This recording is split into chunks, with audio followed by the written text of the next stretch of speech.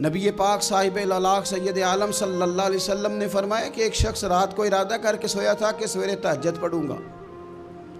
एक तो वो है जिसका इरादा ही कोई नहीं, फजर पढ़ने का भी इरादा ही नहीं, सिरे से प्रोग्राम ही नहीं।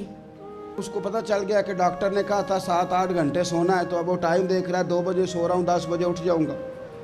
उसकी बीच में नींद है, सेहत है, डॉक्टर की तंबीह है, पर फजर तो शामिल ही नहीं।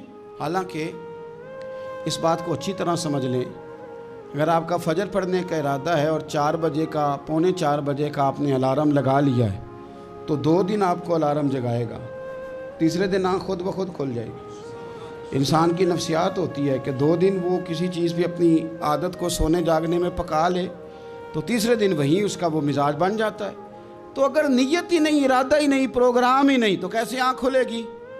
बल्कि फिर तो ये होता है कई दफ़ा आँख खुल भी जाती है, बंदे उठ भी जाते हैं पर उठते ही नहीं, नमाज का वजू ही नहीं करते, आगे बढ़ते ही नहीं, हिम्मत ही नहीं करते। लेकिन हुजूर क्या फरमा रहे हैं? करीम महबूब अलैहिस्सलाम फरमाने लगे, जिसका तहज्जुद पढ़ने का इरादा था लेकिन नींद गालिब आ गई, उठ नहीं सका। हुजूर फरमाते हैं नींद तो अब इसने पूरी कर ही ली है ना, पर इरादा था तहज्जुद पढ़ने का। तो महबूब फरमाते हैं नींद रब की तरफ से सदका हो गई और तहज्जुद का भी अल्लाह ने सवाब अता फरमा दिया। इरादे साफ करे, पक्के करे, नीयतें खरी रखे, नीयत साफ रखे, इखलास पैदा करे, तो फिर तो घर में बैठे बैठे बड़ी नेकियों का सवाब मिलता है। फिर तो अपने घर के अंदर मौजूद रहने पर भी इससे बड़े बड़े लंबे सफ़रों का सवाब मिलता है। हज़रत अनस बिन मालिक रदी अल्लाह ताला अन्हु फरमाते, हम तबूक से वापस आ रहे थे तो नबी पाक अलैहिस्सलाम ने फरमाया, हमारे कुछ भाई हैं भाई जो बैठे मदीने में हैं, पर हमने जो घाटी भी तय की, जो सफ़र भी तय किया, वो हमारे साथ ही थे।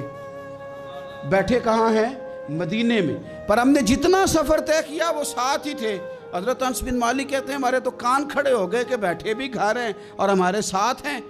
हुजूर सैयद आलम अलैहिस्सलाम ने फिर बात को खोला और फरमाया, वो जानबूझ के नहीं बैठे रहे, इरादा उनका पक्का था हमारे साथ आने का, लेकिन किसी मजबूरी की वजह से नहीं आ सके।